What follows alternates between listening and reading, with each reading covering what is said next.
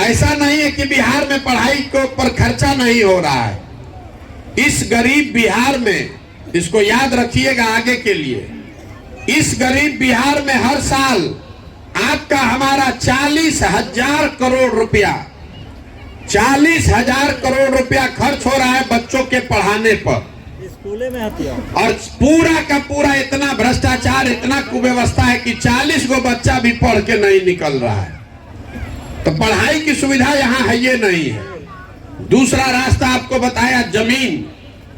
अगर मान लीजिए पढ़ाई नहीं, जमीन से काहे नहीं लोग सुधर रहे हैं, खेती करके क्यों नहीं सुधर रहा है किसान? तो पहली बात ये जानिए कि बिहार में जो 100 लोग रहते हैं उसमें 100 में 60 आदमी के पास एक धूर जमीनें नहीं है। यहाँ देश में सबसे ज्यादा भूमिहीन लोग हैं। आजादी के बाद बिहार में भूमि सुधार को लेकर कोई प्रयास नहीं किया गया।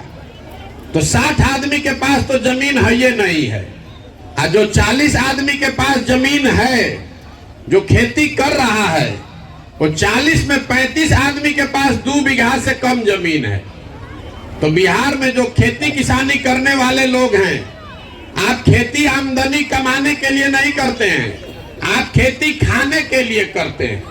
आपके खेत में उतना ही उपजता है कि आपका और आपके बाल बच्चे का पेट भर जाए।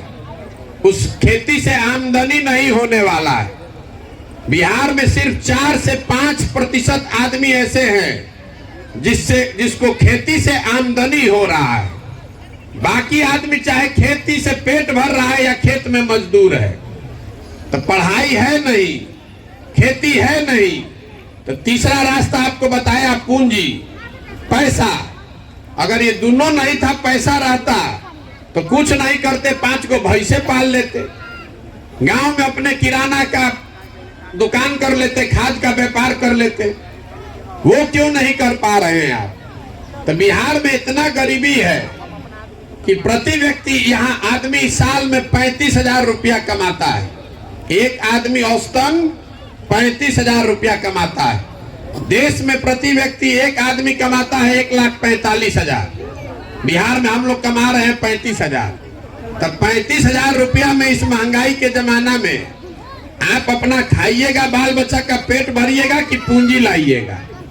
तो आपके पास पढ़ाई है नहीं, जमीन है नहीं, पूंजी है नहीं, तो गरीबी से निकलिएगा कैसे?